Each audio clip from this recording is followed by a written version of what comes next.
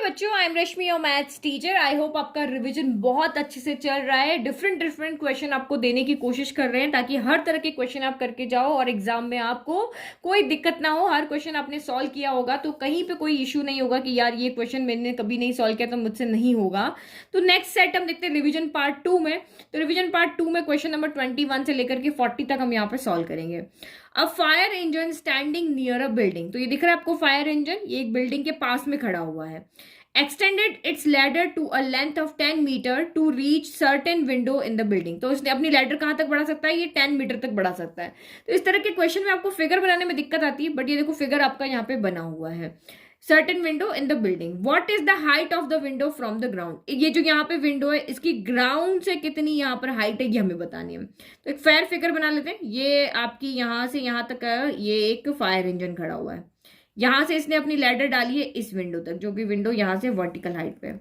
हमें एक्चुअल में फाइंड क्या करना है? ये पूरा का पूरा लेंथ हमें यहाँ फाइंड करना है। इसको नेमिंग कर दिया, A B C D E कर दिया। तो हमें यहाँ पे फाइंड क्या करना है? ए सी फाइंड करना है कि विंडो ग्राउंड से विंडो कितनी हाइट पे है। तो इसने ये फायर इंजन की जो हाइट है वो 3 है, इसकी जो लेंथ है ये विड्थ हो गई वो 6 है। तो देखो ये एक रेक्टेंगल बनता है, तो ये 3 है तो ये भी 3 हो जाएगा, ये 6 है तो ये भी 6 यहाँ पर हो जाएगा। और इसकी लैडर की लेंथ हमें 10 मीटर दी हुई है। और वर्टिकल बिल्डिंग हमेशा वर्टिकल होती है ग्राउंड के साथ में। तो बहुत सिंपल दिख रहा है हमें। यहाँ पे देखो फिगर बनाना टफ होता है, फिगर आपको आधा गिवन था, हमने फेयर बना लिया। तो ये एक राइट एंगल ट्राइंगल बन रहा है। राइट एंगल ट्राइंगल में आप पाइथागोरस थ्योरम लगाओगे तो आपको ए बी मिल जाएगा। तो पाइथागोरस थ्योरम क्या होगी? ये परपेंडिकुलर है ना, तो ये परपेंडिकुलर किसके इक्वल होता है? Hypotenuse square minus base square के रूट के इक्वल होता है। यही होता है ना कि जो आपका फॉर्मूला होता है hypotenuse square equal to base square plus perpendicular square होता है। तो ये हमें चाहिए तो उसको उधर भेज दिया, सॉल्व कर लिया।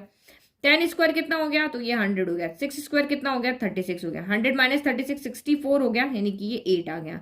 तो टोटल हाइट हमें देनी है। तो देखो 8 भी ऑप्शन यहाँ पे राइट है, यहाँ पे है। अगर आपने क्वेश्चन आधा पढ़ा है, आपका ध्यान कहीं और है, तो आप यहाँ पे 8 आंसर आती है 8 को टिक कर दोगे। तो ये छोटी छोटी गलती आप करोगे।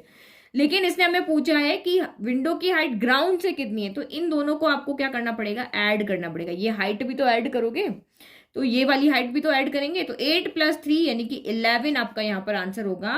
ये 8 आंसर नहीं होगा। तो ऐसे कंफ्यूज करने के लिए, क्योंकि बहुत से बच्चे ऐसे ही करते हैं, ये आंसर आया ये निकाल के रख देंगे, लेकिन भूल जाएंगे क्वेश्चन में एक्चुअली में पूछा क्या था। तो ये आ गया। नाउ नेक्स्ट असर्शन रीजनिंग का क्वेश्चन फिर से देखो। 2 statements are given below. 2 statement होगा, 1 असर्शन होगा और दूसरा रीजनिंग होगा, ये रीजन होगा।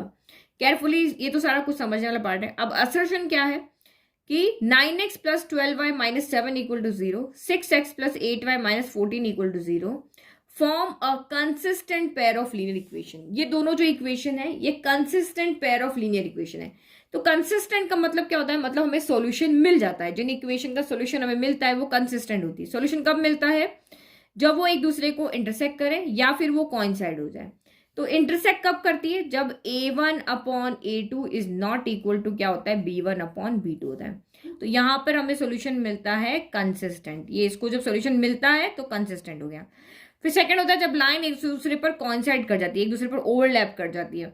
तो उसका कंडीशन क्या होता है? a1 upon a2 equal to b1 upon b2 equal to c1 upon c2। और हमें यहाँ पे सॉल्यूशन मिल रहा है 1 1 होगा, 2 2 होगा। तो ये भी आपका यहाँ पर क्या होगा? कंसिस्टेंट होगा। और थर्ड आपका जब दोनों लाइंस पैरेलल होती है तो a1 upon a2 equal to b1 upon b2 होगा, बट ये c1 अपॉन c2 के नॉट इक्वल होगा। तो यहाँ पे लाइंस पैरेलल होती है, नो सोल्यूशन, में कोई सोल्यूशन नहीं मिलता है। तो इसको हम यहाँ पर क्या कहते हैं? इनकंसिस्टेंट कहते हैं। तो जब हमारी जो इक्वेशन गिवन है, असर्शन जो हमें गिवन है, उसका जब हमने a1 अपॉन a2 निकाला, 9 अपॉन 6 कितना आया आपका? 3/2 आया। 3 की टेबल में कैंसिल हो रहा है। b1 अपॉन b2 तो 12/8 आपका 3/2 आया। c1 अपॉन c2 क्या कह रहा है कि माइनस 7 बाय माइनस 14 1/2 आ रहा है। तो इसकी कंडीशन क्या देख रहे हो? a1 upon a2 b1 upon b2 के इक्वल है, बट c1 अपॉन c2 के इक्वल नहीं है। तो ये आपको असर्शन तो कह रहा है कि ये जो दोनों इक्वेशन है वो consistent pair of linear equation है, बट हमारी कंडीशन के अकॉर्डिंग ये कंसिस्टेंट नहीं है, ये इनकंसिस्टेंट है। इसका मतलब जो असर्शन है वो ट्रू नहीं है, आपका यहाँ पर क्या है? फॉल्स स्टेटमेंट है। ये कंसिस्टेंट नहीं है, इनकंसिस्टेंट है। अब रीजन क्या कह रहा है? a pair of linear equation px plus qy plus r equal to 0, fx plus gx plus h equal to 0 has no solution। In equations का नो सॉल्यूशन होगा कब होगा? जब आपका a1 अपॉन a2 यानी कि p अपॉन f आपका यहाँ पर क्यू अपॉन जी के इक्वल होगा, बट आर अपॉन एच के नॉट इक्वल होगा। तो हमें पता है ये सही कह रहा है, जब आपकी इनकंसिस्टेंट होती है, जब लाइन पैरेलल होती है, इनकंसिस्टेंट की इक्वेशन है, तो आपको नो सॉल्यूशन मिलता है। तो ये स्टेटमेंट आपका यहाँ पर ट्रू है। तो इसका मतलब आप क्या लिखोगे कि ये बोथ ट्रू नहीं आ सकता, ए ऑप्शन सही नहीं क्योंकि दोनों ट्रू कह रहा है, बी ऑप्शन सही नहीं क्योंकि दोनों ट्रू कह रहा है, क्योंकि हमारे ऑप्शन में आ रहा है ए तो आपका फॉल्स है बट आर आपका यहाँ पर क्या है, ट्रू है। तो इसका मतलब ऑप्शन डी आपका यहाँ पर क्या है, राइट है। तो ये असर्शन को बहुत अच्छे से सोच समझ के करना अगर आप इसको एग्जाम में अटेंड कर रहे हो। Question number 23, two identical fair dice have number 1 to 6 written on their faces. ये मैंने शॉर्ट ट्रिक से आपको क्वेश्चंस करवाए हैं कि 2 डाइस का जब भी क्वेश्चन आता है तो कोई आपको वो टेबल बनाकर 36 आउटकम्स लिखने की जरूरत नहीं है, हम बिल्कुल शॉर्ट ट्रिक से कर लेंगे। बट ये ध्यान रखना कि 2 डाइस जब भी थ्रो होती है तो पॉसिबल आउटकम्स जो होते हैं वो आपके टोटल 36 होते हैं, ठीक है। और एक डाइस के पॉसिबल आउटकम कितने होते हैं, 6 होते हैं। तो ये आपका यहाँ पर हो गया 1 to 6 written on their faces, ये तो हमें पता है, जनरल बात है। बोथ आर टॉस्ड साइमल्टेनियसली, दोनों को एक साथ टॉस किया। What is the probability that the product of the numbers that turn up is 12। मतलब आपने डाइस को थ्रो किया, एक डाइस पे जो नंबर आया और दूसरे डाइस पे जो नंबर आया उनका प्रोडक्ट है वो 12 होना चाहिए। तो प्रोडक्ट 12 कब होगा, देखो 1 के साथ मिनिमम नंबर, देखो ये 1 हो गया, 2 हो गया, 3 हो गया, 4 हो गया, 5 हो गया, 6 हो गया, ये डाइस पे नंबर होते हैं। तो 1 के साथ तो किसी को भी रख लो, 12 कभी आएगा ही नहीं। तो 2 के साथ किसको रखना पड़ेगा, तो 2 के साथ हमें एक ये मिल सकता है, एक पे 2 आ जाए, एक पे 6 आ जाए। 3 के साथ किसको रखना पड़ेगा, तो 3 के साथ आपको 4 को रखना पड़ेगा, यहीं पे 12 आएगा। फिर 4 के साथ किसको रखना पड़ेगा, तो 4 के साथ में 3 को रखना पड़ेगा, तो ये 4, 3 हो गया। 5 के साथ तो कुछ आएगा नहीं और 6 के साथ आपका क्या हो जाएगा, 2 हो जाएगा। तो जो आए उसी को रिवर्स कर दो तब भी आपका यहाँ पे आ जाएगा। तो ये 4 आउटकम ऐसे जहां पर हमें 12 मिलेगा, अदरवाइज कहीं पर भी हमें 12 नहीं मिलेगा। तो फेवरेबल आउटकम कितने हो गए, 4। तो आपकी प्रोबेबिलिटी कितनी हो गई, favourable outcome divided by possible outcome. तो 4 की टेबल 4 आया 1 टाइम, 36 आया 9 टाइम, तो 1/9 इसका आंसर हो गया। Easy. How many zeros does the polynomial 293x² minus 293x have? इस इक्वेशन के कितने जीरोस होंगे, क्वाड्रेटिक इक्वेशन है, x की मैक्सिमम डिग्री कितनी दिख रही है आपको, 2 दिख रही है। तो ऑब्वियस है कि इसके मैक्सिमम जीरोस यहाँ पर कितने हैं, हाउ मेनी जीरोस, यानी कि 2 जीरोस होंगे, क्योंकि x की डिग्री यहाँ पर कितनी है, 2 है। नाउ नेक्स्ट आप यहाँ पे देखो, what is the value of q if p by 2 plus 3q equal to 6 and 2p minus 2q equal to 10। तो ये तो हम सॉल्व कर लेते हैं। तो ये तो आपकी सॉल्व फॉर्म में, इसका हम यहाँ पे एलसीएम ले लेते हैं। तो ये कितना हो जाएगा, यहाँ पे 1 है ना, 2 और 1 का एलसीएम कितना हो जाएगा आपका, 2 हो जाएगा। तो यहाँ तो p ही रहेगा, 1 के टेबल में 2 टाइम आता है, तो फिर यहाँ पर तो ये कितना हो जाएगा, 3 2 6 हो जाएगा, 6q इक्वल टू 6 हो गया। तो ये 2 को इधर भेज दो, तो p plus 6q equal to कितना हो गया, 12 हो गया। तो ये एक इक्वेशन हो गई। नाउ नेक्स्ट इक्वेशन अब यहाँ पे देखोगे तो इसमें से क्या करते हैं, 2 कॉमन ले लेते, ताकि p, हमें q की वैल्यू निकालनी है तो p को एलिमिनेट करना है, तो p के कोफिशिएंट सेम कर दें। तो या तो इधर 2 से मल्टीप्लाई कर दो या यहाँ से 2 कॉमन ले लो। तो यहाँ से 2 कॉमन लोगे तो ये अंदर क्या बचेगा, p माइनस q बचेगा इक्वल टू 10 हो गया। तो ये p माइनस क्यू 2 इधर चला गया तो 5 हो गया। तो अब यहाँ लिख लो p minus q equal to 5 हो गया। p को एलिमिनेट करना है, दोनों के साइन प्लस है, साइन चेंज करने पड़ेंगे, ये माइनस हो जाएगा, ये प्लस हो जाएगा, ये माइनस हो जाएगा। p से p एलिमिनेट हो गया, 6 + 1 7q हो गया। 12 में से 5 गया आपका यहाँ पर, तो 12 में से आपका यहाँ पर 5 गया, तो ये भी 7 ही बचा, तो ये आपका यहाँ पर हो गया 7। तो q इक्वल टू आपका यहाँ पर कितना हो गया, 7/7 हो जाएगा ना। तो 7/7 कितना आ गया आपका, 1 आ गया। तो ऑप्शन ए आपका यहाँ पर राइट हो गया। What is the value of k such that the following pair of equation have infinitely many solution। तो infinitely many solution की क्या कंडीशन होती है, तो आपको पता होना चाहिए a1/a2 इक्वल में होता है b1/b2 इक्वल में होता है c1/c2। ये infinitely many solution की कंडीशन है। तो यहां से देखो आपका a1/a2 कितना आ रहा है, तो ये a1 कितना है, 1 है, और a2 कितना है, तो -3 है, तो ये 1/-3 हो गया। b1/b2, तो b1 कितना है, -2 है, b2 कितना है, तो k है। c1 कितना है, तो आपका 3 है, c2 कितना है, तो -9 है। अब c1 c2 में ध्यान रखना, या तो ये दोनों लेफ्ट में होने चाहिए या दोनों राइट में होने चाहिए, एक इधर एक उधर नहीं होना चाहिए, दोनों सेम डायरेक्शन में होने चाहिए, इक्वल के पहले हो या इक्वल के बाद हो। तो अब हमें यहाँ से k की वैल्यू निकालनी, चाहे तो इन दोनों को सॉल्व कर लो, चाहे इन दोनों को सॉल्व कर लो, जहां से इजी पड़ रहा है वहां से सॉल्व कर दो। इन दोनों को सॉल्व करना इजी, k × 1 k हो गया, -3 × -2, तो माइनस तो प्लस हो जाएगा, 3 2 कितना हो गया, 6 हो गया। तो प्लस का 6 आपका यहाँ पर क्या आ रहा है, आंसर आ रहा है। तो इसमें ऑप्शन देखो, a तो -6 है, तो प्लस का 6 कहाँ पर है, तो ये डी ऑप्शन हो गया। नाउ नेक्स्ट देखो, in the figure given below R T equal to 1 centimetre, R T कितना है, यहां से यहां तक आपको 1 सेंटीमीटर दिया हुआ है, एंड ओ क्यू कितना है 3 सेंटीमीटर, तो ये ओ क्यू कितना आपका यहाँ पे 3 सेंटीमीटर गया। What is the area of the shaded region, इस शेडेड रीजन का आपको एरिया बताना है। तो फर्स्ट आप यहाँ पे देखो, ये आपको बड़ा सा एक सेमी सर्कल दिख रहा है, लेकिन अगर मैं इतना सा देखती हूँ, ये वाला पोर्शन अगर मैं देखती हूँ, तो ये मुझे क्या दिख रहा है, क्वाड्रेंट दिख रहा है। तो आपको area of shaded region easily पता चल गया कि सर्कल के क्वाड्रेंट में से ये आपको एक रेक्टेंगल दिख रहा है, इस रेक्टेंगल के एरिया को क्या करना है, सब्ट्रैक्ट करना है। तो यहां पर देखो एरिया ऑफ शेडेड रीजन ये हो गया कि area of quadrant minus area of rectangle, तो ये इसका क्वाड्रेंट का फॉर्मूला हो गया पाई आर स्क्वायर बाय 4, ये area of rectangle l into b हो गया। अब आप यहाँ पे देखो, तो ना तो हमें रेडियस पता है, हमें लेंथ पता है, लेकिन ये ब्रेथ नहीं पता, तो क्या करें। तो देखो सिंपल तरीका है, एक रेक्टेंगल के अंदर हम यहाँ पे इजीली रेडियस निकाल सकते हैं।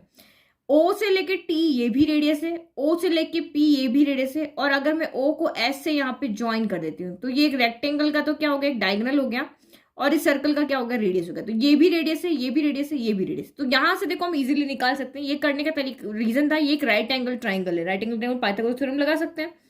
तो यहाँ देखो ये 3 है, तो ये भी क्या हो जाएगा, आपका 3 हो जाएगा।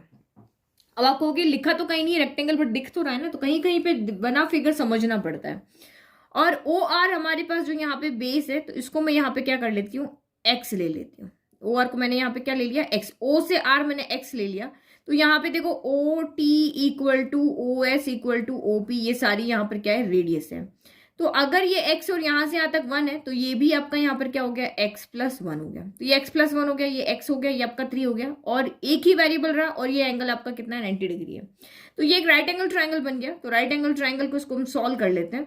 तो ये कितना हो जाएगा, हाइपोटेनस स्क्वायर यानी कि x प्लस 1 का जो स्क्वायर है वो इक्वल होगा बेस स्क्वायर यानी x square plus perpendicular square यानी 3 का स्क्वायर कितना हो गया, 9 हो गया। अब इसको सॉल्व करो, ये आपका हो गया a प्लस बी का होल स्क्वायर यानी x square plus b square यानी 1 प्लस 2ab यानी 2x हो गया, equal to x square plus कितना हो गया, 9 हो गया। तो एक्स स्क्वायर से एक्स स्क्वायर कैंसिल हो गया, तो 2x इक्वल टू 9 प्लस का 1 इधर गया, तो माइनस का 1 हो गया यानी कि 8 हो गया। तो x इक्वल टू 8/2 यानी कि कितना हो गया, 4 हो गया। यानी कि x आपका 4 आ रहा है, तो रेडियस कितनी है, रेडियस हमारी x प्लस 1 है। तो रेडियस आपकी यहाँ से कितनी होगी, 4 प्लस 1 यानी कि कितनी हो गई, 5 हो गई। तो रेडियस हमें पता चल गई, ये आपके यहाँ पर कितनी हो गई, 5 हो गई, और ब्रेथ यानी x यानी ये आपकी 4 हो गई। तो अब वैल्यू पुट कर लो। तो यहाँ पे भी देखो फिर से पाई की वैल्यू हमें नहीं पुट करनी, सारे ऑप्शन में यहाँ पाई अवेलेबल है। तो ये पाई हो गया, रेडियस आपकी कितनी हो, 5 का स्क्वायर यानी 25/4 होगी। एल कितना है, तो लेंथ आपकी है 3, ब्रेथ कितना है, तो ये आपका 4, तो 4 3 जा कितना हो गया, 12 हो गया। तो 25π/4 माइनस ये आपका 12 हो गया। तो 25/4 ये 4 जो डेसिमल में लिखा हुआ है, तो 4 6 आपका 24 हो गया। पॉइंट आपका यहाँ पर कितना हो गया, तो ये 25 हो जाएगा जब उसको डिवाइड कर दो। 6.25 पाई माइनस कितना हो गया, 12 हो गया। तो ये बी ऑप्शन आपका यहाँ पर राइट है, 6.25 पाई माइनस का 12 सेंटीमीटर स्क्वायर। तो ये ऑप्शन आपका यहाँ से मैच कर रहा है। तो सोच समझ के करना है, या रेडियस नहीं गिवन है तो कैसे हम यहाँ पे निकाल सकते हैं। आप देखो इस तरह के क्वेश्चंस होते हैं जो आपके टाइम का अगर आपने एक बार प्रैक्टिस किया होगा ना, जैसे अभी मैंने करवाया और आपने कर लिया, तो आप इजीली कर लोगे एग्जाम में। लेकिन जैसे बिल्कुल न्यू क्वेश्चन आपके सामने आ गया, तो ये थोड़ा सा टाइम आपका कंज्यूम करेगा। तो वो टाइम आपको कहाँ से मिलेगा कि जो इक्वेशन आपने पहले से किए हुए हैं उनको थोड़ा फटाफट करो, 30 सेकंड 40 सेकंड ज़्यादा से ज़्यादा 1 मिनट में करने की कोशिश करो, ताकि बचे हुए टाइम को यहाँ पे आप एक यहाँ दिमाग लगाने में यहाँ खर्च कर सको। यार ऐसे हो सकता है, वैसे हो सकता है, रेडियस कैसे निकाल सकते हैं। तो हमेशा ये इस तरह से फॉर्मूला लिखोगे तो आपको पता चल जाएगा, यार इसमें आर भी चाहिए, इसमें बी भी चाहिए, तो क्या करें कि इसमें आर और बी हम लेकर के आए। ठीक है, नाउ नेक्स्ट क्वेश्चन देखो, क्योंकि ऐसे कुछ क्वेश्चंस आएंगे जो आपने पहले कभी नहीं किए होंगे एग्जाम में, किसी ने भी नहीं करवाए होंगे, वो बिल्कुल न्यू क्वेश्चंस होंगे जो फर्स्ट टाइम आ रहे होंगे थोड़े घुमा के। तो वो शेडेड रीजन यानी कि बहुत सिंपल सा पूछ लेंगे, इस तरह से भी पूछ लेंगे, तो वो उसके लिए आपको टाइम बचा के रखना है। Shown below is a board divided into 6 identical sector. Identical sector मतलब सारे सेक्टर्स यहाँ पे इक्वल है। अगर 60 डिग्री का एंगल बन रहा है तो सभी जगह 60 का बन रहा है। With a pointer that can be spoon on when the pointer is spoon. ये पॉइंटर जो आपको यहाँ पे क्या कर रहा है, पॉइंट कर रहा है, जब आप इसको स्पून करोगे it spins for some time, it spins for some time, कुछ देर तो ये घूमेगा, and come to stop on a sector, किसी एक सेक्टर पे ये स्टॉप कर जाएगा। The chances of it stopping on any sector are equal. किसी भी सेक्टर पे रुकने का चांस इक्वल है क्योंकि सबके सेक्टर बराबर है। Arif wants to colour the same sector green, तो वो सेम सेक्टर को ग्रीन कलर करना चाहता है. How much sector should he colour green so the probability of the pointer stopping on a green sector is 1/3. तो उसका जो प्रोबेबिलिटी है ग्रीन कलर करने की वो 1/3 आनी चाहिए. तो देखो ये बहुत सिंपल क्वेश्चन है, फ्रैक्शन वाला क्वेश्चन है. 1/3 है ना, तो हर 3 में से एक को कर दो. ये 1 2 3 इन 3 में से ये एक को करेगा, ये 1 2 3 इन 3 में से ये एक को करेगा. ये बिल्कुल छोटे बच्चों को जो फर्स्ट सेकंड क्लास में जो फ्रैक्शन हम करते थे वहां का, कहीं सॉल्व करने की जरूरत नहीं है. प्रोबेबिलिटी 1/6 आनी चाहिए, 1/3 आनी चाहिए. तो हर 3 में से एक को कलर कर दो, हर 3 में से एक को कर दो. तो ये लेट कि इसने इसको कलर किया और इसको कलर किया, तो इसकी प्रोबेबिलिटी कितनी हो गई देखो. टोटल पॉसिबल आउटकम कितने हैं, टोटल 6 पार्ट है इसके, और उसने कलर कितने किए, 2 किए. तो 2 के टेबल 2 आया, 1 टाइम 6 आया, 3 टाइम, तो 1/3 आंसर हो गया. तो इसका मतलब उसको 2 कलर करना है. जब इस तरह से आया ना कितने कलर करेगा, तो जो डिनोमिनेटर में दिया उन 3 में से जो जिसे डिनोमिनेटर में जो भी नंबर दिया है उसमें से इतना आपको करना है. तो 3 में से 1 को कर लेना. ये शॉर्ट ट्रिक है इसको सॉल्व करने की. नाउ नेक्स्ट क्वेश्चन आप यहाँ पे देखो. In the figure below the square JKLM, JKLM ये आपका क्या है, एक स्क्वायर है. Inscribe with in circle, circle के अंदर बना हुआ है. And triangle JMN is a right angle isosceles triangle है. आइसोसेलेस ट्राइंगल है मतलब ये भी 1 है जिसकी 2 साइड इक्वल होती है, ये भी 1 है आपका यहाँ पर. The point marks O is the centre of the circle. What is the area of the shaded part of the figure? इसमें ये shaded part का क्या यहाँ पर एरिया होगा या हमें बताना है. फिर से देखो यहाँ पाई सभी जगह रखा हुआ है, तो पाई की वैल्यू पुट नहीं करनी. अब फिर से वही टाइम कंज्यूमिंग क्वेश्चन है, कैसे इस शेडेड का एरिया फाइंड करें, क्योंकि आपको इधर स्क्वायर दिया हुआ है, इधर ये दिया हुआ है. अब आप यहाँ पे देखो, ये जो आपको दिख रहा है ना शेप JNMO, अभी इसने कहा कि ये एक आइसोसेलेस ट्राइंगल है, तो ये रेक्टेंगल तो हो ही नहीं सकता. देखो चारों एंगल आपको यहाँ 90 दिए हुए हैं, ये 2 साइड आपकी आपस में क्या हो गई, ये इक्वल हो गई. तो ऑब्वियसली रेक्टेंगल तो हुआ ही नहीं. अगर अपोजिट साइड्स रेक्टेंगल में इक्वल होती, बट ये कंसेक्यूटिव साइड्स इक्वल हो गई. दैट मीन्स ये क्या है, एक स्क्वायर है. तो ये स्क्वायर है, तो स्क्वायर में आपने यहाँ पे क्या देख रहे हो कि इसको ये इसका डायगोनल है, डायगोनल ज्वाइन किया, तो ये आपका क्या बन गया, एक राइट एंगल ट्राइंगल बन गया ना.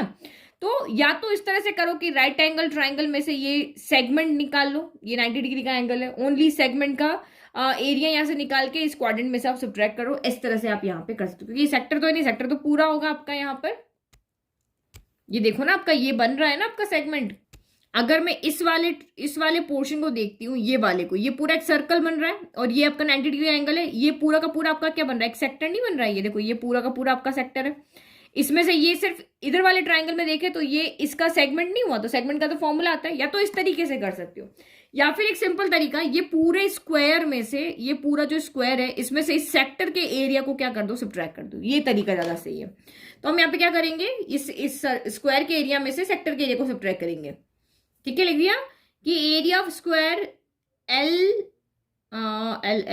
नहीं जे है, ये JNMO में से ये सेक्टर के एरिया को सब्ट्रैक्ट कर दो. एरिया ऑफ स्क्वायर क्या होता है, साइड का स्क्वायर होता है, माइनस एरिया ऑफ सेक्टर क्या हो गया, 90 डिग्री का एंगल है, तो 90/360 डिग्री इंटू क्या हो जाता है आपका पाई R² होता है. तो ये पाई हो गया, और रेडियस कितनी है, तो ये यहाँ से यहाँ तक ये 1 है, तो ऑब्वियसली ये स्क्वायर था तो ये भी 1 होगी. तो ये 1 का स्क्वायर हो गया. साइड स्क्वायर यानी 1 का स्क्वायर माइनस ये आपका 90 से कैंसिल हुआ 4 टाइम, तो 1 × 4 ये कितना हो गया, π/4 हो गया. तो बस 1 - π/4, 1 स्क्वायर 1 ही होता है, तो 1 - π/4 सेंटीमीटर स्क्वायर. ऑप्शन सी आपका यहाँ पर क्या हो गया, राइट हो गया. Now next, A is an acute angle.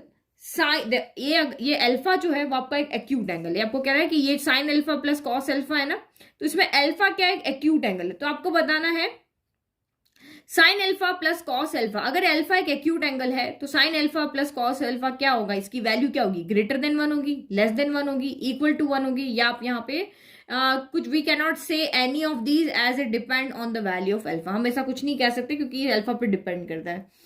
तो एक्यूट एंगल है, एक्यूट एंगल कौन कौन से होते हैं, यानी 90 से छोटे, 0 हो गया, 30 हो गया, 45 हो गया, 60 हो गया, ये सारे आपके यहाँ पर क्या है, एक्यूट एंगल है. बट अगर हम एक ट्राइंगल में एक्यूट एंगल की बात करते हैं तो हम जीरो को नहीं लेंगे, क्योंकि जीरो का मतलब तो क्या हो गया, स्ट्रेट लाइन हो जाती है, यानी कि ये 30 हो गया, ये 45 हो गया, ये 60 हो गया, लेकिन जीरो तो बिल्कुल इस पे कॉन्साइड कर जाएगा, तो कोई एंगल नहीं रहता है, तो हम जीरो नहीं लेंगे। इनमें से कोई भी आप एंगल रख के यहाँ पे पुट करके देख लो, चाहे 30 रखो, चाहे 45 रखो, चाहे 60 रखो, उसको पुट करके सॉल्व करके देख लो। तो मैं अगर 45 रखती हूँ तो साइन 45 क्या होता है, 1/√2 होता है। कॉस 45 क्या होता है, 1/√2 है। दोनों का ऐड करो, एलसीएम का √2 आ गया, numerator as it is add हो जाएंगे क्योंकि डिनोमिनेटर सेम है। तो ये कितना हो गया, 2/√2 हो गया, 1 + 1 2 हो गया ना। तो 2 को हम क्या लिख सकते हैं, √2 × √2 लिख सकते हैं, और ये √2 हो गया, √2 से √2 कैंसिल हो गया, तो 1.414 हो गया। √2 की वैल्यू ही होती है, तो ये वैल्यू क्या आ रही है आपकी, 1 से ग्रेटर आ रही है। इसका मतलब ऑप्शन ए राइट है। अगर आप 30 रख के सॉल्व करोगे तब भी ग्रेटर देन 1 आएगा, और 60 रख के सॉल्व करोगे तब भी आपका आंसर यहाँ पे ग्रेटर देन 1 ही आने वाला है, क्योंकि वैल्यू आपकी यहाँ पे ग्रेटर देन 1 ही आएगी। तो इस तरह के क्वेश्चन में इस तरह से वैल्यू पुट करके सॉल्व कर लेना है। इन द फिगर गिवन बिलो, तो फिगर लेके आ रहा हूं, डीई पैरेलल है एसी के, तो इसमें यहाँ पे 1/1 देखते हैं, क्यों देखो, डीई जो है वो एसी के पैरेलल है, तभी पैरेलल वाली लाइन आती है, आपको पता है, तो यहाँ पे बीपीटी थ्योरम लगती है। और एक और क्या है, डीई पैरेलल है, तो ये एक सेकंड, डीई पैरेलल है एसी के, और डीएफ पैरेलल है ए के, यानी पर्पल पर्पल के पैरेलल है और पिंक पिंक के पैरेलल है। Which of these is equal to BF/FE, हमें BF/FE के पैरेलल कौन है वो निकालना है। तो ये चीज जो हमें दी होती है ना, ये एवे नहीं दी होती, इसका एक सोल्यूशन होता है। किसी भी ट्राइंगल में पहला ट्राइंगल हम यहाँ पे ड्रॉ कर लेते हैं, यानी कि आप पिंक को मत देखो, पर्पल को देखना।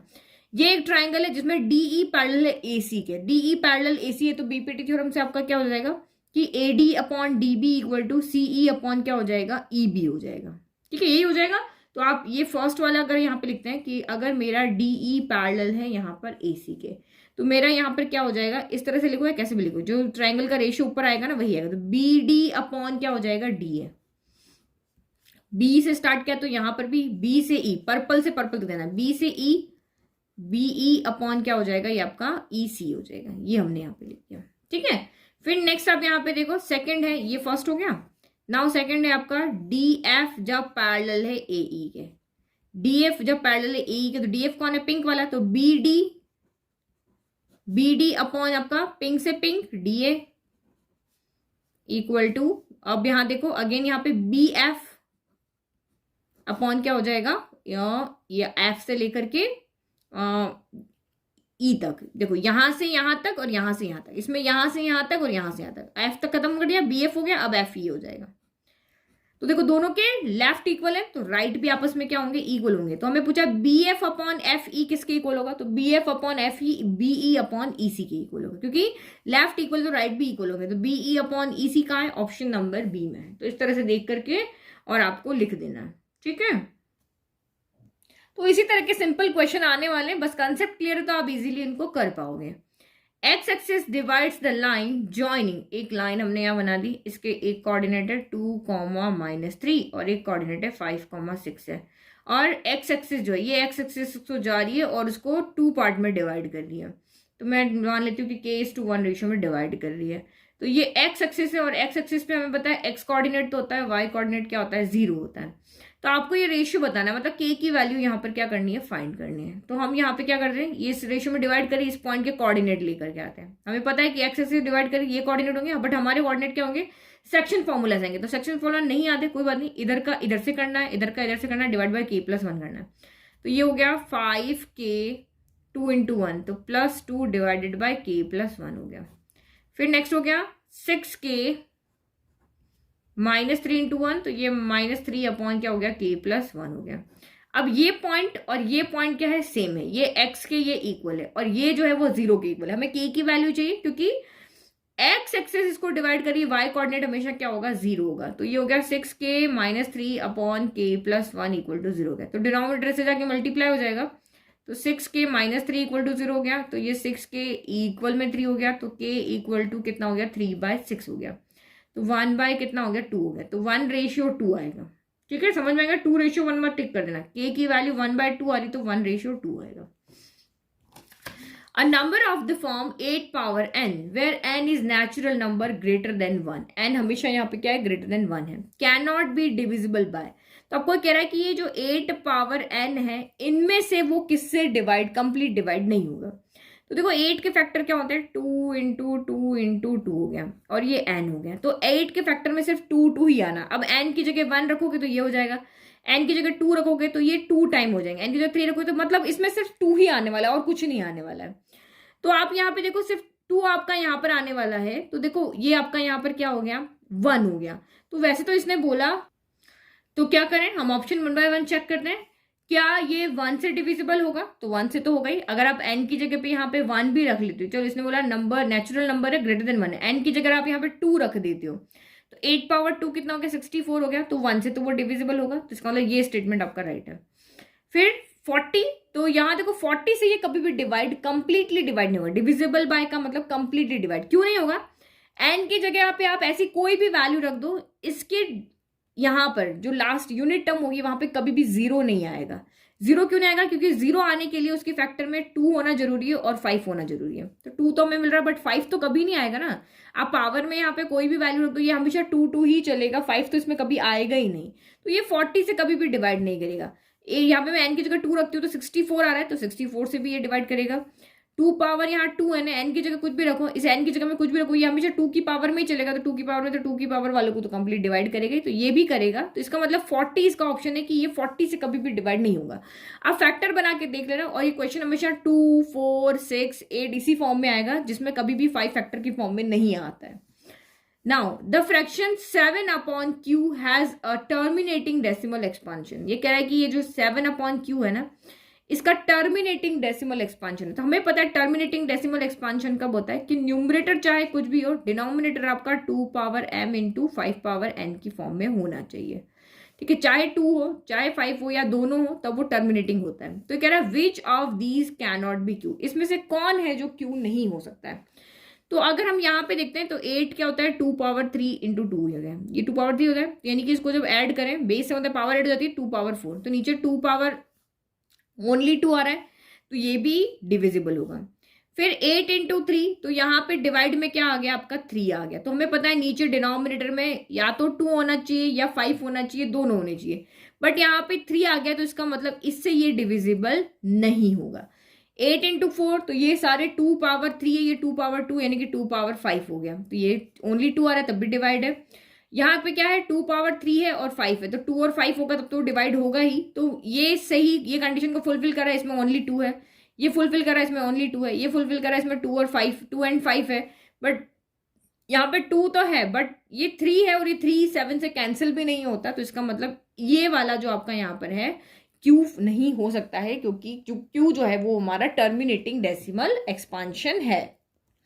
Question number 35, in the triangle P Q R below, जो आपको यहाँ पे ट्राइंगल दिया हुआ ना, ये रहा पी क्यू आर, ये रहा पी, ये क्यू, ये are, S and T are 2 points on the sides RP and PQ respectively such that ST is parallel to PQ। ST यहाँ पे PQ के क्या है, पैरेलल, मतलब आपको क्या दिया हुआ है, ST पैरेलल है यहाँ पर PQ के, ये आपको यहाँ दिया हुआ है। The ratio of RT to TQ is 1:2, मतलब RT जो है वो 1 है, तो TQ कितना है आपका 2 है। इसका मतलब ये क्या कह रहा है कि अगर ये x है तो इसका मतलब ये आपका 2x। रेशियो को हम वेरिएबल में, नंबर में इसी फॉर्म में चेंज करते हैं, किसी एक वेरिएबल से मल्टीप्लाई कर देते हैं कि भाई ये x है, इसका मतलब ये 2x है। The area of triangle RST, ये जो RST है इसका एरिया हमें कितना दिया हुआ है, 100 स्क्वायर यूनिट दिया हुआ है, जो भी है यूनिट मीटर है सेंटीमीटर है। What is the area of PQTS? अब कह रहा है PQTS का क्या एरिया होगा, तो ये तो एक ट्रिपीजियम हो गया। ट्रिपीजियम का एरिया फाइंड करने का एक अलग फॉर्मूला होता है, लेकिन यहाँ पे कोई साइड्स नहीं गिवन है कि हम इसका एरिया फाइंड कर लें। तो जो चीज हमें आती है उसी से हम यहाँ पे करेंगे, हम सिमिलर करके, क्योंकि सिमिलरिटी में भी एरिया आता है, एरिया ऑफ ट्राइंगल, तो वहां से हम करेंगे। तो मैं यहाँ पे क्या करती हूँ, अगर ये दोनों ट्राइंगल यहाँ पर सिमिलर हो जाते हैं, कौन कौन से triangle, triangle PST and triangle PQR, अगर ये दोनों ट्राइंगल सिमिलर हो जाते हैं तो इनके एरिया का रेशियो इनकी साइड के रेशियो के क्या होता है, स्क्वायर के इक्वल होता है। ये चीज हमें पता है। लेट कि ये दोनों ट्राइंगल सिमिलर हो गए, सिमिलर तो वैसे ही हो जाएंगे ना भाई, ये साइड इस साइड के पैरेलल है, तो ये एंगल इस एंगल के इक्वल हो जाएगा, ये एंगल इस एंगल के इक्वल हो जाएगा, और ये एंगल कॉमन हो जाएगा। तो बाय एंगल एंगल एंगल से दोनों ट्राइंगल क्या हो गए आपके, सिमिलर हो गए। ट्राइंगल सिमिलर हो गए तो इनके एरिया का रेशियो, एरिया कौन से ट्राइंगल का, सबसे पहले ऊपर जो भी ले लो आप, area of triangle PQR divided by area of triangle P Q R हो गया, अब एस टी आर ले लेते हैं, तो एस टी आर हो गया, ठीक है। मैंने एस पी एस टी क्या करने के लिखा, एस टी आर होगा ये, ठीक है। इक्वल टू क्या होगा, उनकी साइड के रेशियो के स्क्वायर के इक्वल, तो जो साइड में पता है वही लिखते हैं। पी क्यू आर की साइड कौन सी होगी, आपकी क्यू आर हो जाएगी, तो ये क्यू आर हो गई। और एस टी आर की साइड कौन सी होगी, तो ये आर टी हो जाएगी, इसके स्क्वायर के इक्वल होगा। तो क्यू आर की वैल्यू को पता है, क्यू आर किसके इक्वल है, क्यू से लेके आर, ये एक्स है, ये 2x है, तो ये कितना हो गया आपका 3x हो गया, डिवाइडेड बाय आर टी आपका 1 है, तो ये ओनली x हो गया और इनके स्क्वायर के इक्वल हो गए। तो इनका रेशियो क्या, 3x, 3 का स्क्वायर 9x स्क्वायर हो जाएगा, नीचे x स्क्वायर हो जाएगा, तो x स्क्वायर से x स्क्वायर कैंसिल, यानी 9/1 हो गया। तो पी क्यू आर अगर 9 है तो एस टी आर आपका यहाँ पे 1 है। तो इसने कहा कि नहीं मैं तो 100 हूं, तो यहाँ पे रेशियो वैल्यू रख दो, हमें इसकी वैल्यू कितनी दी हुई है, 100 दी हुई। तो area of triangle P Q R कितना हो जाएगा, ये डिवाइड बाय 100 हो गया, इक्वल टू 9/1 हो गया। तो area of triangle P Q R यहाँ पर कितना हो जाएगा, 9 इंटू 100, 900 स्क्वायर यूनिट हो जाएगा। लेकिन हमें किसका निकालना है, पूरे का नहीं निकालना, हमें सिर्फ ट्रेपीजियम का चाहिए। तो भाई इसका एरिया सब्ट्रैक्ट करना है, ये पूरा आपका यहाँ पे 900 आ रहा है, ये अकेला 100, तो बचा हुआ कितना हो जाएगा, ये बचा हुआ जो ट्रेपीजियम वाला जो पार्ट है वो कितना हो जाएगा, 900 माइनस 100, यानी कि 800 हो गया, ठीक है, सिंपल। तो ये आपका 800 हो गया। अब ये इस तरह के क्वेश्चन अगर आते हैं तो दिमाग लगाने के लिए टाइम चाहिए, तो टाइम आप जरूर बचाना, मैथ्स में टाइम का ध्यान रखना, अदरवाइज आपके क्वेश्चंस वहां पर मिस हो जाएंगे, आप सॉल्व नहीं कर पाओगे क्वेश्चन आते हुए भी। तो स्टार्टिंग से अपनी स्पीड बना करके रखना।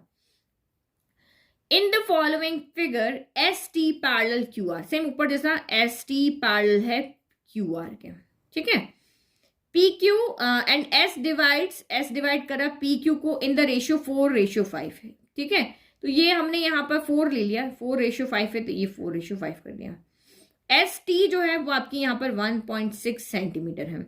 What is the length of Q R, तब आपकी यहाँ पे क्यू आर की लेंथ यहाँ पर क्या होगी। तो बहुत सिंपल है, देखो मैं बिना सॉल्व किए इसका आंसर बता सकती हूँ। देखो अब इसने आपको क्या पूछा, क्यू आर है, क्यू आर कौन से ट्राइंगल की साइड है, पी क्यू आर ट्राइंगल की साइड है, ये ध्यान रखना, Q R P Q R triangle की साइड है। तो इन दोनों साइड का क्या रेशियो है, ये इसकी 4 टाइम्स है, 4 4 16 होता है ना, तो ये दोनों लाके कितना हुआ, 9 हुआ, तो ये 9 4 36 आएगा, यानी इसका आंसर देखना 3.6 सेंटीमीटर आएगा। मैं आपको भी सॉल्व करके बताऊं, देखो 3.6 ही आएगा। ये बहुत मेरे शॉर्ट ट्रिक को देखे ना, उस तरीके से मैंने किया है कि ये 4 का 4 टाइम्स है, तो ये इस साइड का ये 4 टाइम्स है, तो इस साइड का ये भी 4 टाइम्स होगा, और डेसिमल का डेसिमल लगा दिया। अदरवाइज आप यहाँ पे देखो, ये दोनों ट्राइंगल पीएसटी जो है वो सिमिलर होगा ट्राइंगल पी क्यू आर के। अभी हमने ऊपर बताया था, क्योंकि ये पैरेलल है तो एंगल से दोनों ट्राइंगल सिमिलर हो जाएंगे, अभी हमने किया। तो इनके साइड्स का रेशियो क्या होगा, इक्वल होगा। अब साइड्स का रेशियो कैसे लोगे, तो पैरेलल है तो ये एंगल इसकी इक्वल होगा, ये एंगल इसकी इक्वल होगा, ये एंगल कॉमन है। तो आप यहाँ पर देख लो, जो एंगल साइड में गिवन है, इसके सामने कौन सी साइड है, तो ये 4 है। इसके सामने कौन सी साइड है, तो ये आपका यहाँ पर कितनी है, 9 है। फिर ये कॉमन वाले लेते हैं, इसके सामने कौन सी साइड है, तो ये 1.6 है, और इसके सामने कौन सी साइड है, तो ये आपकी यहाँ पर क्यू आर है। अब क्रॉस मल्टीप्लाई करके सॉल्व करो, देखो यही आंसर आएगा जो मैंने आपको बताया। तो ये क्यू आर तो इधर चला गया, ये 9 इसके पास चला गया, 1.6 इंटू 9 और 4 नीचे आ गया, डेसिमल हटाया, डिवाइड में 10 आ गया, तो ये 4 4 16 हो गया, 9 4 36 डिवाइडेड बाय 10, यानी कि 3.6 हो गया। आ गया आंसर, ठीक है। अब ये सॉल्व करना लगा ना, अब यहाँ पे आप शॉर्ट ट्रिक करोगे तो अपने दिमाग से आंसर फटाफट बनाओगे, तो वो टाइम हम कहीं पे यूज कर पाएंगे। P and Q are two positive integers, ये तो आपका मोस्ट रिपीटेड क्वेश्चन है और बहुत सिंपल क्वेश्चन है। P and Q are two positive integers such that P equal to, P किसके इक्वल है, P क्यूब Q के, और Q इक्वल किसके, P Q का होल स्क्वायर, यानी कि P स्क्वायर Q स्क्वायर के इक्वल है। Where P and Q are prime numbers, what is the LCM of P Q, तो LCM इसका कितना हो जाएगा, Q की सबसे हाईएस्ट पावर 3 है, Q की यहाँ पर एक सेकेंड यहाँ P है, तो P की हाईएस्ट पावर कितनी है, P की हाईएस्ट पावर आपकी यहाँ पर 3 है, तो ये P क्यूब हो गया, और Q की हाईएस्ट पावर कितनी, तो Q का स्क्वायर हो गया। तो यही आपका आंसर है, P cube Q square, P cube Q square, option number C आपका यहाँ पर है। और HCF जब निकालने को बोले तो लोएस्ट पावर देखनी, जो कॉमन है उसकी लोएस्ट पावर देखनी है। Now next 38, last 3 question. Given that cos square theta minus sine square theta equal to 3/4 है, तो आपको बताया कॉस थीटा की वैल्यू निकाल के बताओ। तो आपको क्या दिया हुआ है, cos square theta minus sine square theta कितना है आपका यहाँ पर 3/4 है। तो हमें कॉस की वैल्यू चाहिए, तो ऑब्वियसली यहाँ से साइन को हटाना पड़ेगा, साइन को कहना पड़ेगा चलो तुम जाओ। तो साइन को हटाने के लिए तरीका होना चाहिए, ऐसे नहीं कि ऐसे ही भगा देंगे। तो साइन स्क्वायर हमारे पास एक आइडेंटिटी होती है cos square theta plus sine square theta equal to 1। यही आइडेंटिटी होती है ना हमारे पास, ये वाली। यहाँ से साइन की वैल्यू रख दो 1 माइनस कॉस स्क्वायर थीटा, तो ये हो गई 1 minus cos square theta equal to 3/4 हो गया। सॉल्व करो, कॉस स्क्वायर थीटा -1 ये हो गया minus minus plus cos square theta equal to 3/4 हो गया। Cos square plus cos square 1 time 2 time equal to 3/4 minus का 1 इधर आके प्लस का 1 हो गया। तो 2 कॉस स्क्वायर थीटा 3/4 में 1 को अगर आप यहाँ पर ऐड करोगे तो ये हो जाएगा आपका 7/4। एलसीएम लेके कर लोगे ना, इतना सा काम कर लोगे। 4 आ गया, 4 के टर्म में 1 के टर्म 4 टाइम से 4 आएगा, 4 + 3 7 हो गया। तो कॉस स्क्वायर थीटा कितना हो जाएगा 7 ये 2 नीचे चला जाएगा, 4 × 2 8 हो गया। तो हमें तो कॉस थीटा की वैल्यू चाहिए, तो ये √7/8 हो गया। अब देखो ये √7/8 यहाँ है, तो वही हमारा आंसर है। तो ये √7/8, भाई हम इसको ऐसे भी तो लिख सकते हैं, तो रूट दोनों को भी तो दे सकते हैं। या फिर अगर ये यहाँ पे आंसर इस तरह से ना हो कि 8 तो रूट से बाहर आ सकता है ना, तो ये भी ऑप्शन हो सकता था। √7 8 को क्या लिखते हैं 2 × 2 × 2, तो ये पेयरिंग करके बाहर आ रहा है, तो √7/2 √2 ऐसे भी, ये भी राइट हो सकता है, ये भी हो सकता है। जैसा क्वेश्चन ऑप्शन दिया हो वैसा राइट है, ठीक है। P and Q are the zeros of the polynomial P 4y² - 4y + ये भी मोस्ट रिपीटेड क्वेश्चन है। What is the value of 1/p + 1/q + pq? तो ये आपको यहाँ पे क्या दिया, ये इसके जीरोस हैं। तो हम इक्वेशन को बिना सॉल्व किए हुए यहाँ पे जीरोस निकाल सकते हैं। कैसे? Sum of zeros product of zeros तो निकाल ही सकते हैं ना। हमें पता है ये इक्वेशन है, तो इसको सॉल्व नहीं करना है, पी क्यू को अलग अलग नहीं निकालना, हम यहाँ पे इजीली सम ऑफ जीरोस निकाल लेते हैं। तो p + q कितना होता है, माइनस का b/a होता है। तो माइनस का यहाँ फॉर्म b कितना है, तो माइनस का 4 है। a कितना है, तो ये आपका 4 है। तो 4 से 4 कैंसिल हो गया 1 टाइम, और माइनस माइनस प्लस का 1 हो गया। तो यानी कि p + q आपका 1 आ गया। फिर प्रोडक्ट ऑफ जीरोस, तो p × q कितना होता है, c/a होता है। c कितना है 1 है, a कितना है 4 है। अब जब हम इक्वेशन से ये दो चीज निकाल सकते हैं, हमेशा निकाल के रख दो। अब जिसकी वैल्यू हमें फाइंड करनी है, तो यहाँ देखो पी क्यू की वैल्यू हमारे पास अलग अलग नहीं है, तो हम इसको सॉल्व कर लेते हैं। फर्स्ट 2 का एलसीएम ले लो, तो ये पी क्यू एलसीएम आ गया। यहाँ p है तो q ऊपर चला जाएगा, यहाँ q है तो p ऊपर चला जाएगा, और ये प्लस कितना हो गया, p q हो गया। अब हमारे पास यहाँ पर क्या हो गया, सॉरी यहाँ प्लस आएगा। सबकी वैल्यू पता है, p + q कितना आ रहा था, p + q का हो गया, q + p का हो गया, कि पता है ना 1 आ रहा है। p × q कितना आ रहा है, तो 1/4 आ रहा है, और यहाँ पे p × q कितना आ रहा है, 1/4 आ रहा है। तो ये 1 डिवाइड का साइन मल्टीप्लाई, 1/4 कितना हो जाएगा, 4/1 हो जाएगा, प्लस 1/4 हो गया। तो ये कितना हो गया, 4 + 1/4 हो गया। तो 4 + 1/4 कितना होता है, 4 4 = 16 + 1 17/4 हो गया। तो ऑप्शन डी आपका यहाँ पर राइट है। इजी भाई, थोड़ी बहुत टाइम तो कैलकुलेशन में इसमें लगेगा ना, तो इसीलिए टाइम का जरूर ध्यान रखना। Which of the following will have the minimum number of 6 when written in decimal form? आपको कह रहे जब आप इनको डेसिमल फॉर्म में लिखोगे तो किसके डेसिमल फॉर्म में मिनिमम 6 आएंगे। तो यहाँ पे जब हम डेसिमल फॉर्म में लिखेंगे तो 0.666 आ जाएगा, ओनली 3 आएंगे। 3/6 की जगह पे यहाँ पे बात करते हो 3 की टेबल 3 आया, 1 टाइम 6 आया, 2 टाइम, तो 1/2 का अगर हम बात करते तो ये 0.5 आ रहा, तो यहाँ पर तो नहीं आ रहा। फिर 3/5 करोगे तो साइड में डिवाइड करके देख लो, 5 से 3 में डेसिमल लगाया 0, तो ये तो 5 6 = 30 हो गया, यानी 0, यानी कि ये तो 0.6 आ रहा। अब ऑप्शन डी आपका क्या है, ऑप्शन डी आपका यहाँ पे 2/3 है, 2/3 है। तो यहाँ भी आप डिवाइड करके देख लो, ये 2/3 है, ये मुझे लगता है लॉन्ग जाना है। 3 का 2 में किया, 3 डेसिमल लगाया 0, 3 6 = 18, 2 बचा, फिर अगेन 3 डेसिमल, यहाँ पे 0 लगाया, फिर 3 6 = 18, 2 बचा, फिर 0, 3 6 = 18। ये तो कंटिन्यू क्या करेगा, चलता ही रहेगा। ये क्या चलता, 0.66666 इस तरह से ये कंटिन्यू चलता रहेगा, यानी कि 0.6 का बार लगा दिया। तो सबसे ज्यादा 6 किस में होंगे, ऑप्शन डी के अंदर होंगे। ठीक है, तो ये हमने यहाँ पे देख लिया। तो ये आपके हो गए नेक्स्ट 20 क्वेश्चन, और इसके बाद जो वीडियो आएगी वो मोस्ट एक्सपेक्टेड क्वेश्चन जो आपके पेपर में आपको मिलेंगे, जिसमें मुझे पता है एनसीईआरटी बुक से आपकी बहुत ज्यादा क्वेश्चन आने वाले हैं। तो हम फर्स्ट 50 क्वेश्चन बिल्कुल सिंपल जो एनसीईआरटी के आ सकते हैं, जो लास्ट 5 ईयर्स में आए हुए हैं, वह प्रैक्टिस करेंगे। और उसके बाद हम जो नेक्स्ट 50 का सेट आएगा, उसमें हम हॉट्स क्वेश्चन जो रिमेनिंग 15 क्वेश्चन आपके आएंगे, क्योंकि 25 से 30 क्वेश्चन आपको बहुत इजी मिलने हैं। आपके 10 से 12 क्वेश्चन ही ऐसे हैं जो टफ आने वाले हैं, तो उनकी प्रैक्टिस हम रिमेनिंग 50 में करेंगे। तो आप इनकी प्रैक्टिस करो, और थोड़ी देर बाद में आपको नया वीडियो भी नेक्स्ट 50 क्वेश्चंस का मिलने वाला है।